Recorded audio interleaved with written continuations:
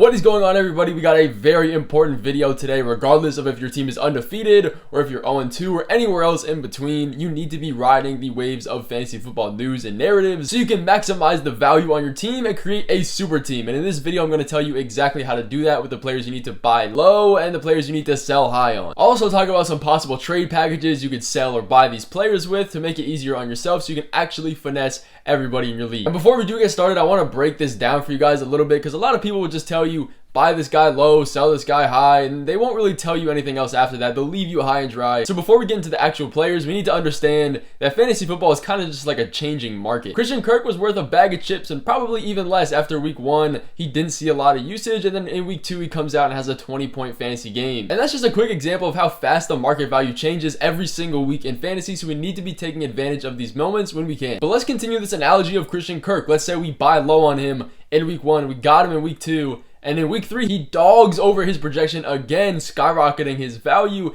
Now we can look to trade him for a guy like DJ Moore. And now we have DJ Moore on our team. And let's say in the next couple weeks, he strings together a couple good performances. Then we can turn him into DK Metcalf, and then boom, in a matter of weeks, you've turned Christian Kirk into DK Metcalf, a top 3 round pick. So when we talk about buying a player, it's not always just buy him and stick with him on your team. Now, obviously, if you really like the player, by all means, keep him on your team, ride it out season long. Fantasy is meant to be fun. If you want to maximize your value and win every single league consecutively like I've been doing, that is how you do it, and that's how you take advantage of the value. So ride the flows of narratives and game scripts and everything in between when we're selling high and buying low. But with that being said, let's get into our very first player of the video, because I don't ever want to waste your time. So let's get right into it with the very first player to buy low on, and this one's pretty obvious. It's gonna be Jamarr Chase. Just came off 2 single-digit fantasy point weeks back to back and has less than 70 yards combined on the entire season. That is an insanely slow start to what we were expecting for our number 2 or 3 pick. Now Joe Burrow is dealing with more of his calf injury that he was seeing in preseason. This offense does not look good, but I still have him as a top 3 wide receiver on the year, and a lot of people are losing sight of him because of these first 2 weeks. Now obviously nobody's going to sell him for DeAndre Swift. A lot of people are worried about him because that was their first overall pick, but he's still seeing that target volume. He had 9 targets in week 1, 8 targets in week 2. It's just common sense that his numbers are going to go up. His targets are there. He just needs the receptions, the yards, and the touchdowns, which are going to come. Now if Joe Burrow was to miss more significant time, that would put him down my rankings a little bit, but it would put him even further down everybody else's rankings. So either way, he's a buy low if you can get him at the price. He's still projected 20 fantasy points a game. Is he going to hit that without Joe Burrow? Probably not, but this is the best place to buy Jamarr Chase if you can before Joe Burrow comes back or is at full health. And moving on to a player you can potentially be selling high, and that is Kyren Williams. And I do want to start this off by saying, by all means, do not sell him for pennies just because he's on this video. If anything, use this information for yourself to make better decisions. Kyren Williams has absolutely been destroying over the past 2 weeks. In week 1, while he was splitting the backfield with Cam Akers,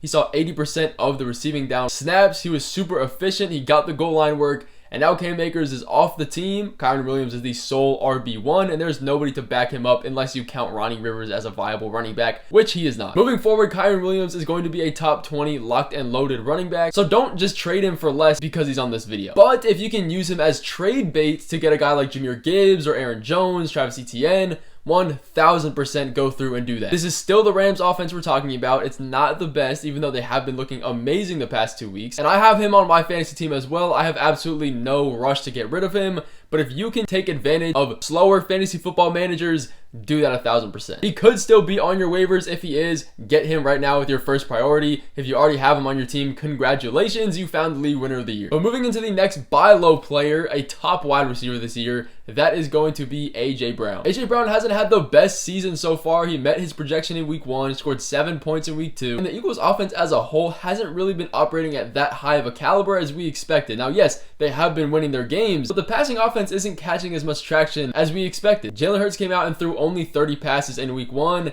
and that went all the way down to 23 in week 2, and those numbers are extremely low compared to their regular volume. AJ Brown still has one of the highest win rates in zone, man coverage, pretty much every wide receiver counting stat you can think of. He's not washed, he's not falling off. Similar to the Bengals, this offense just needs to get back in their groove. Now it is 2 completely different reasonings to why they're not in their groove, but when you're running all over the Minnesota Vikings, there's no reason to pass the ball an insane amount. If you can trade a guy like Keenan Allen or Calvin Ridley to get AJ Brown, that is a perfect situation to do it. And even if you could package a running back and a wide receiver at a lower level to get him, I would most definitely do that. Especially if you're in 12 teams or less, you always want to be getting the best player in the trade. He's still playing 100% of the wide receiver snaps. He's getting good volume in this offense regardless of the low passing volume from Jalen Hurts. He's still the wide receiver one on the team. Go get him while everybody else is worried. The next guy we need to be looking at for a sell high is Jerome Ford. And this one is pretty interesting because unfortunately we all know Nick Chubb went down with injury. You hate to see it. I wish injuries weren't a thing, but these are real people and things like that does happen. This leaves Jerome Ford as the sole RB1 in this backfield. And a lot of people are taking Jerome Ford off the waivers, which I think you should do as well. He's not a sell high because he's bad, and I'll get into that. The chances the Browns look to sign another running back is really high. They already had a visit with Kareem Hunt, who says they're not going to go out and get JT or Leonard Fournette or some other free agent running back. Now, at the time of this recording, they haven't done that, but maybe they have. But with that being said, he is an amazing starter for our fantasy team while he is the RB1. Maybe that lasts all season, maybe it lasts 4 weeks, we don't know. So if you can sell him high for a top running back that is established in their backfield and is going to get consistent carries, most definitely do that. Sell him on the narrative and the big news hype. Moving into another player that I absolutely love because his value is plummeting and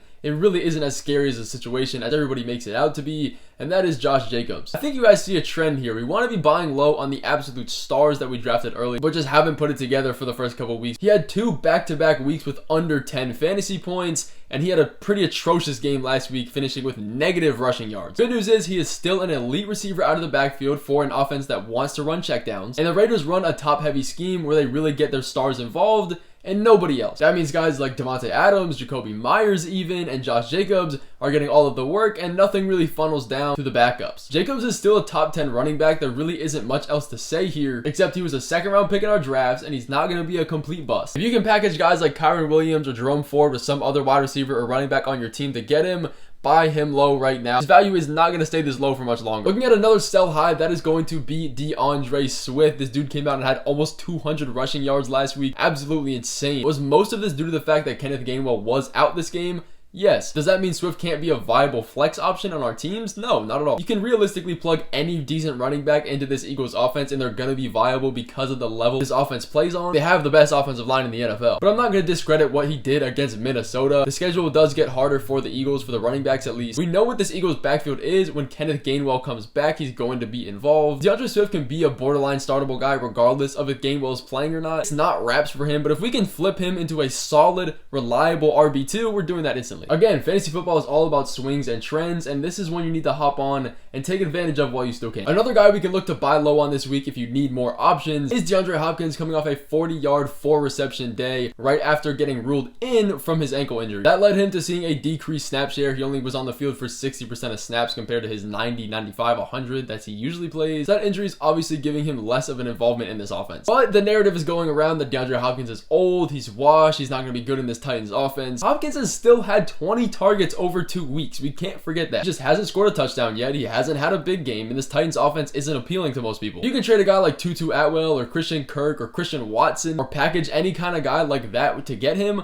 1,000,000% do it. Is still DeAndre Hopkins. He's gonna bounce back in this offense. He has the target volume. He was coming off an injury, but flipping back over to more sell high candidates, our next guy here is going to be Tyler Lockett. He came off a game in week 2 where he saw 10 targets, 8 receptions, and 2 touchdowns. Very solid game for Tyler Lockett. Those 2 touchdowns are really heightening his value right now. DK Metcalf missed a little bit of time during this game after he took a huge hit. JSN played 50% of the snaps. Overall, a really odd game for this wide receiver core. And I really do like Lockett this year. I was telling people to start him last week, but if JSN gets more involved and DK is fully healthy, it's hard for 3 wide receivers to be completely startable and safe every single week. The pie is only so big to take that many pieces out. Someone is going to have a bad game every week, and this is a game where Tyler Lockett took advantage of his situation without DK. If I can package him for a guy that's a higher level wide receiver, I'm going to do it. Again, not rushing to trade this dude. But if we can get a guy like AJ Brown or Chris Olave with him in a package, I'm definitely doing that. And the last buy low candidate I'm going to cover in this video very quickly, because I've been talking about this for a couple weeks, and this is when we need to take advantage of it. It's probably the last time you can, and that's Alvin Kamara. Every single week as we get closer to his return, his value is going up and up and up. And this is the last week we're going to be able to get him relatively cheap. He hasn't been in the news for a while people aren't talking about him, this is the perfect time to buy low while he's not in the news. Now we got to mention that Jamarr Williams is dealing with an injury that could be somewhat serious. Kendre Miller is just coming off an injury as well. Kamara is a PPR monster. We know this. He's involved in the receiving game an insane amount. He's a good rusher. He gets the goal line work.